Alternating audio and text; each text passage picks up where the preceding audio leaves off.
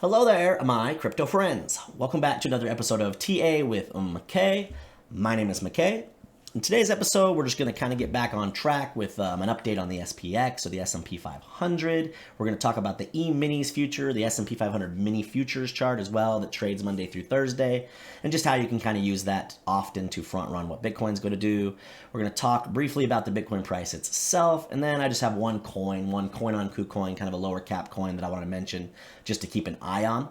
Now, one thing I also wanted to mention before we jump into the analysis for the day is that most people are going to probably be telling you that there's much more downside to come, and I'm also a believer of that. I do think we are going to see I shouldn't say much more. In fact, I think we're closer to the bottom, obviously, than we are to the top as far as the next couple years are concerned, but I still believe there's more downside to come. However, I think we have potential for a rally, a sustained and significant rally sooner than later. Now, I can't predict that it's going to happen tomorrow or, in 3 days, but let's just say that I believe, and TA would suggest that, we've been beaten down pretty hard. A lot of the time frames, especially the weekly, for example, the RSI is at historic lows.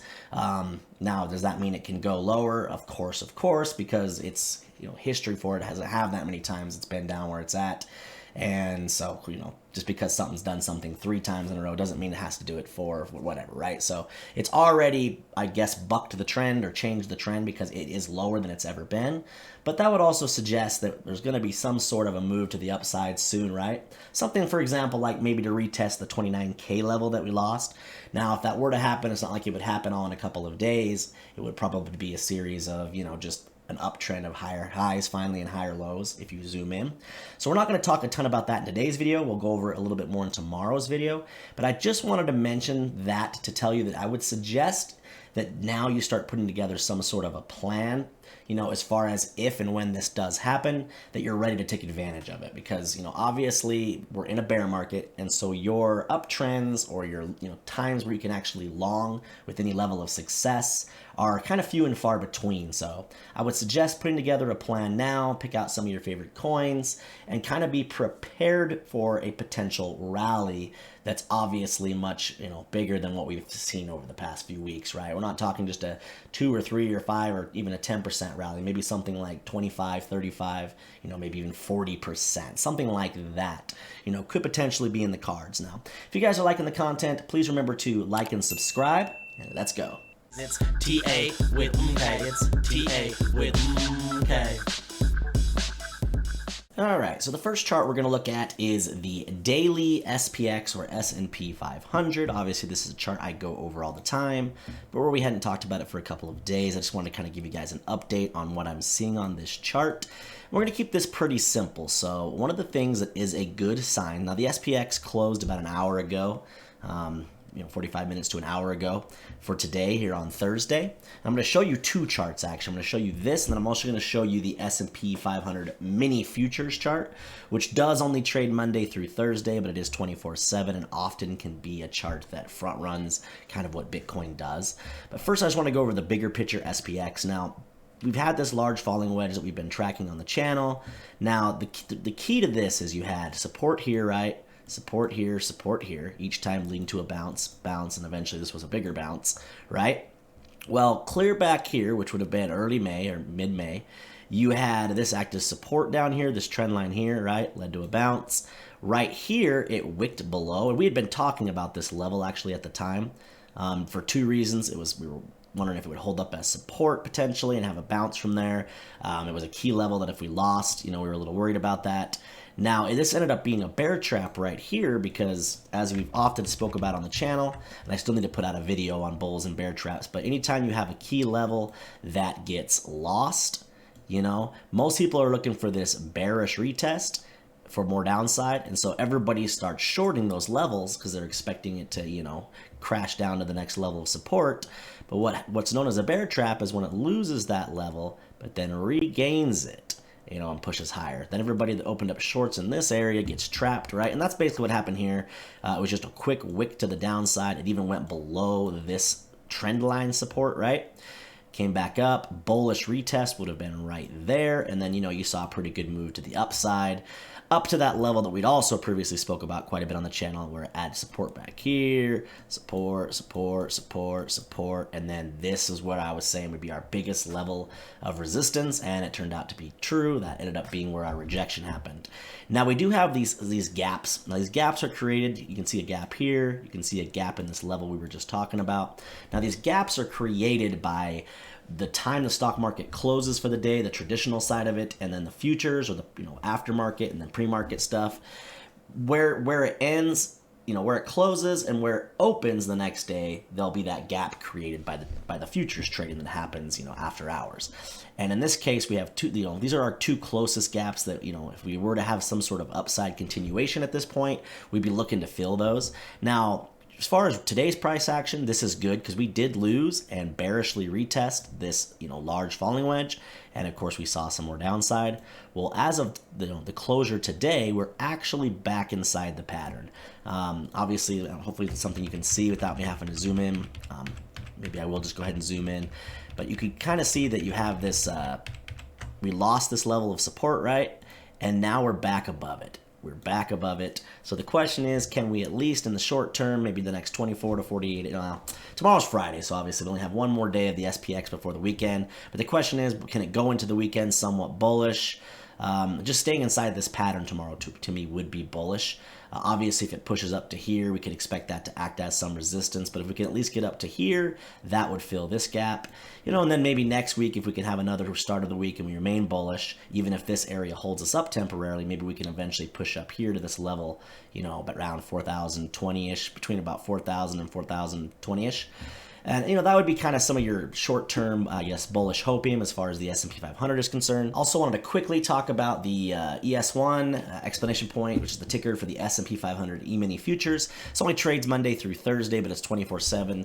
And at least Monday through Thursday, it could sometimes give you an edge on what, Bitcoin's price is going to do. For example, we've been tracking this symmetrical triangle that was at resistance, looking for a potential breakout. This was back on June 9th, around, we'll say, 18 o'clock UTC time. So if you go over here to the Bitcoin chart, what was Bitcoin doing on June 9th around 18-ish, 100 UTC time? That was up here. So you can clearly see that the breakdown of the futures chart here happened first. Big breakdown began. If you would have followed that, if you would have went with that and opened a short on Bitcoin at that point, that would have been a good call, because shortly after that, early the next day, Bitcoin began its larger breakdown. So that's just a chart I want to bring up, because right now we're looking at a potential inverse head and shoulders. Now, I do believe it is still open right now, 37.85, 25. It may not be. I'll have to look that up and confirm. I don't see the price moving. So it is Thursday, and I don't know exactly what time it closes on Thursday for the week. It may just close at the same time that, oh no, it's moving. It's moving. I'd imagine it's probably something like midnight, Eastern time or something that shuts down. I'll have to confirm that, and I'll post at the top of the video as I'm talking about it between now and when I actually edit. But at any rate, what we're looking for, if this doesn't happen obviously before it does close today, what would really be bullish would be if we could somehow break out of this and kind of be above this level here, because you can see this was resistance, resistance, resistance. It's kind of like the neckline of basically an inverse head and shoulders. If we could break above that, today, that would be really sweet, because I would imagine that could give Bitcoin a little more legs to potentially push higher. And then that brings us over to the Bitcoin price here on the 4-hour time frame. Just something, it seems like every chart right now is kind of in some sort of an inverse head and shoulders. Question is there going to be enough, positive sentiment to break these to the upside? Can we get a little bit of a day or two out of the stock markets that are good? Obviously, like I said, we're going into the weekend, but can we close the week bullish? You could look at it this way. I don't really like trading inverse head and shoulders when they're, angled like this. I think it's a lot easier to expect most people to be seeing it if it's a little more traditional, which would be just more like this, where it's straight across with shoulder, head, shoulder, right? So I don't know that I would say that this is really the pattern. I guess you could draw it that way. You could also maybe say, hey, it's actually is just this across here. Maybe then in that case, maybe it's just that this is the shoulder, still the head, same shoulder. But the key really is we had this falling wedge, right? Let me get rid of what I just drew real fast. Now we had this little falling wedge that broke to the upside right here, right? So falling wedge. and we broke to the upside and retested, and this was obviously the first good sign. Wasn't a ton of volume that came in. We haven't really seen a lot of volume, at least on the 4-hour time frame, since back here, but it was still a good sign. The key is when you break out of a falling wedge, you want to see this high to be higher than the last high inside the wedge. So you had, high, high. I would say this was the last high inside the wedge, right? We didn't get above that, we just went to that. But the key now is, can this right here, around the 19,750 zone that we came down to yesterday, can that be the higher low? Because you have this low here. Can this be the higher low?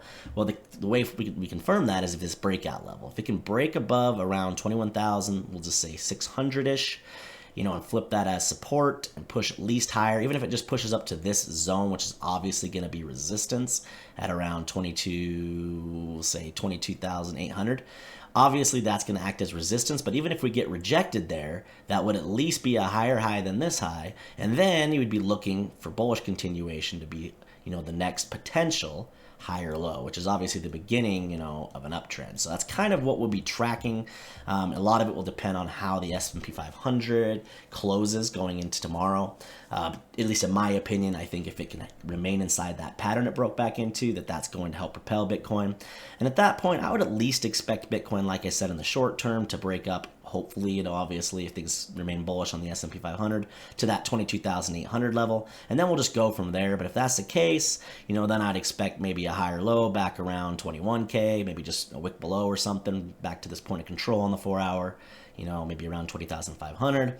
And then at that point, if we could break above that 22,800 at some point, well then, you could start expecting a push clear back up here maybe to 24K, 25K, and at least maybe test these moving averages. So we'll just keep a close eye on Bitcoin. And the only coin I wanted to mention to keep an eye on for those of you that trade on KuCoin, spot trading, is this is One Earth. Now I have the logarithmic log chart on. Obviously that's a little bit better or more commonly used for bigger time frames. You turn that off, obviously it completely looks different. But if you have log on, you can clearly see this trend line, with one touch here, one touch here. It's been acting as resistance. Well, you can see that even within that larger trend line, you have all these series of falling wedges that each time they broke out, you saw good gains. It was 218% back here last year in early January.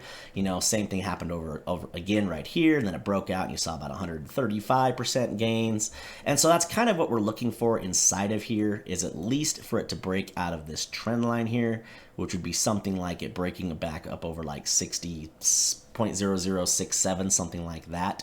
But as a safe and somewhat, we won't say risk-free, of course, nothing's ever risk-free, but a low-risk entry would be somewhere around where we're at right now, because you have this potential support that was support back, well, that's just where the coin launched, I guess, or at least as far as its chart on KuCoin. That's where it was listed on KuCoin. But obviously, for some reason, a lot of times that level will end up eventually acting as support. Obviously, there was buyers waiting there. Right now, we're just on that area. It doesn't mean it can't break down, but if you were to enter now, you could just put a stop loss, 10 or 15% below this, back down under like 45 somewhere, right? But I just want to mention this coin because it does have a good looking chart that potentially, if it could break out, you could see something similar to maybe to back here, some sort of like 100% potential gains. So that's just one coin I wanted to kind of give a shout out for. Alrighty, I think that's a good place to leave it off for today. As always, remember to check the link in the description for my Telegram group. We don't have a ton of members in there yet, but the ones that we do have are, really chill dudes. Very good charts that they post, good TA. And we just sometimes just sit and chat about other things besides crypto as well. So, it's just a good community, and it's completely free. So if you guys would like to join that, again, the link will be in the description. And as always, if you're liking the overall content, please remember to like and subscribe. And we'll catch you tomorrow. It's TA.